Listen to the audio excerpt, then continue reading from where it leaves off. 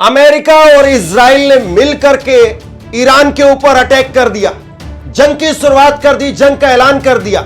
लेकिन अब यह जंग इजराइल और अमेरिका को भारी पड़ती हुई नजर आ रही। इजराइल की इस वक्त में बहुत भारी बुरी हालत जो है वो दिखाई दे रही है और इजराइल का हाइफा पोर्ट, जो दुनिया भर में जिसकी पहचान है, उस हाइफा पोर्ट पर किस तरह की तबाही मची है, ये तस्वीरें आप देखिए। ये तस्वीरें अपने आप में बहुत कुछ बयां कर रही है कि इजराइल वो अपने आयरन डोम सिस्टम के होने के बावजूद वो अपने बड़े शहरों को नहीं बचा पा रहा है, हाइफा उसको नहीं बचा पा रहा है, हाइफा पोर्ट को नहीं बचा पा रहा है। ये तस्वीरें अपने आप में इजराइल की बर्बादी की कहानी वो बयां करती है, उसके आयरन डोम सिस्टम की विफलता को, फेलियर को बयां करती है। ये तस्वीरें वो गवाह है कि अभी भी इस बार के जंग में भी ईरान की मिसाइलों का कोई मुकाबला नहीं। ये इस बात का पुख्ता सबूत है।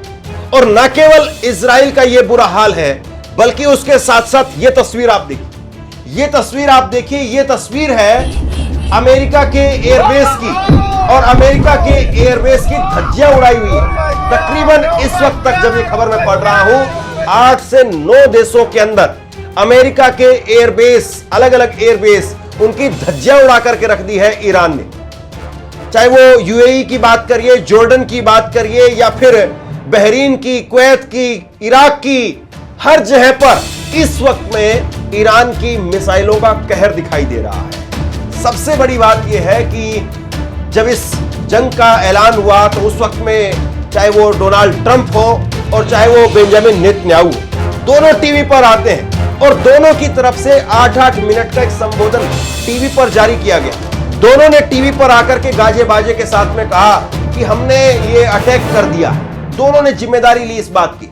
और अमेरिका ने तो ये भी कहा कि हमने प्रिवेंटिव अटैक किया है। प्रिवेंटिव अटैक का मतलब ये होता है कि हम पर हमला होने वाला था, उससे पहले हमने हमला कर दिया।